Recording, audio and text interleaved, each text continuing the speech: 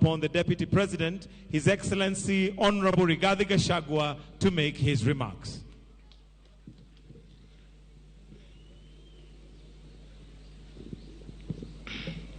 Your Excellency, the President of the Republic of Kenya and Commander-in-Chief of the Kenya Defense Forces, Dr. William Ruto, Your Excellency, the First Lady of the Republic of Kenya, Mama Rachel Ruto, Your Excellency, the President of the Republic of Comoros, Azali Assoumani, Your Excellency, the former President of Niger, Yusuf Mahamadou, the Governor, our host Governor of Embu, the Honorable Says Barire, a.k.a. Karinda, who is also the chairperson of the ruling party, the United Democratic Alliance, the Chief Justice and President of the Supreme Court, the Speakers of the National Assembly and the Senate, Cabinet Secretaries present, heads of mission, dear Kenyans. 60 years ago, Kenya attained internal self-rule after an armed struggle led by our gallant men and women. Our great nation has been on a prosperity trajectory despite challenges. Our future is promising, and for this, Your Excellency, we honor our freedom heroes and heroines. On this day, we honor Kenyans whose hard work continues to drive our nation towards a life of dignity. Our resolve to attain this dignity is unwavered.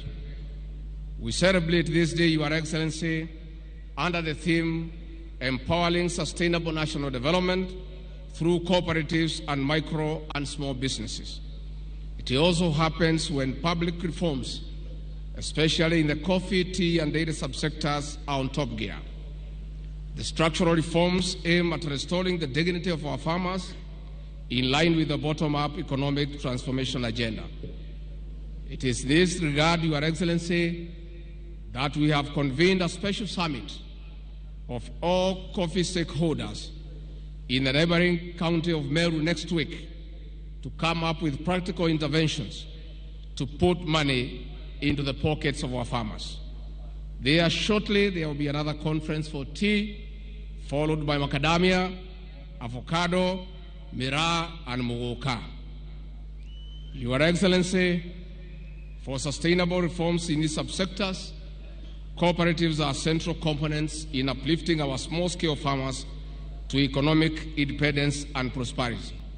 To this effect, the cooperative movement must roar back to life by instituting necessary reforms. Your Excellency, if you allow me, before I invite you to address the nation, let me make an observation on the significance of hosting Madaraka Day celebrations this year in Embu County. Your Excellency, the venue of this celebration is on the edge of Mount Kenya Forest, where gallant men and women took arms, crude as they were, to drive the British colonialists from this land, reclaim their freedom, and get back their land. Your Excellency, our gallant men and women, despite being limited, were facing a very difficult situation. The colonialists had guns, they had planes, they had grenades, they had bombs, but the poor freedom fighters had only a panga, but a sheer and great resolve to get back their independence. Your Excellency, your presence here is a reminder of that struggle. Destiny has placed you in a unique position to lead the final and the third liberation of this great country, the economic liberation of our people. Your Excellency, we want to encourage you. The measures that you have come up with to get back the economy of this country on track through prudent and pragmatic interventions is what will bring about the third liberation. Your Excellency, we want to encourage you. that millions of Kenyans, desirous of economic prosperity, are fully behind you. We want to encourage you that many Kenyans, though quiet, have confidence that the measures you have come up with will improve the welfare of the Kenyan people. We want to urge all Kenyans to allow our president an opportunity to steer this country back to economic prosperity.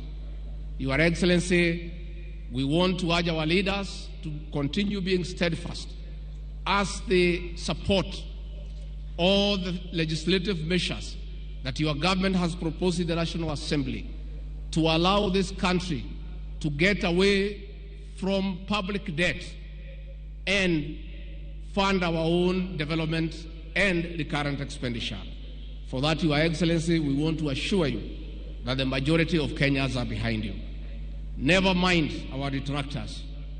These detractors gave you no chance to succeed. As they see you making practical and pragmatic interventions, they are all over shouting and bringing a lot of propaganda, which is being enabled by the press. And we don't mind, because the press, as you all know, were part and parcel of the Azimio Brigade. And therefore, Your Excellency, we want to urge you to continue with the confidence that the people of Kenya will give you the necessary support.